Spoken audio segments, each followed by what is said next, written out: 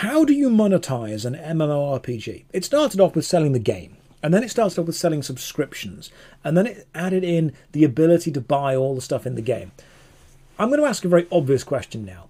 Do you like it when you can just buy powerful items in an MMORPG?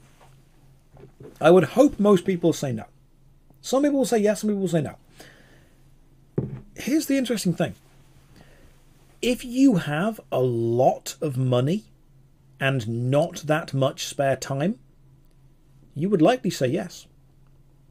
Because if you don't have a lot of time to play, but you want to catch up to where your friends are, just drop some money on it.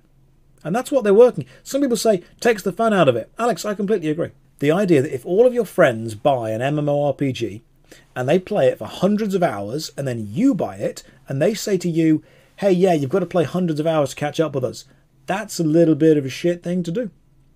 Because you're now in a position where you either play for hundreds of hours and catch up and then hope the game is enjoyable, or you spend some money. The other difference, and this is a point, do you like it when MMORPGs reset themselves every time a new expansion comes out?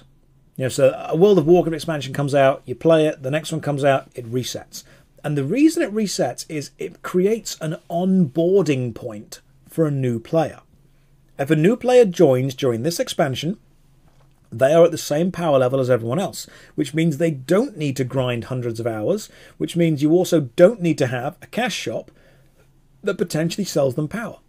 If you never reset the power level on an MMORPG, you are saying that the people at the top will remain powerful forever. So new people need to put hundreds of hours worth of work in to get to where those people are, which means you either have to reset occasionally as a new onboarding point, or you need to sell the ability to become as powerful as those people.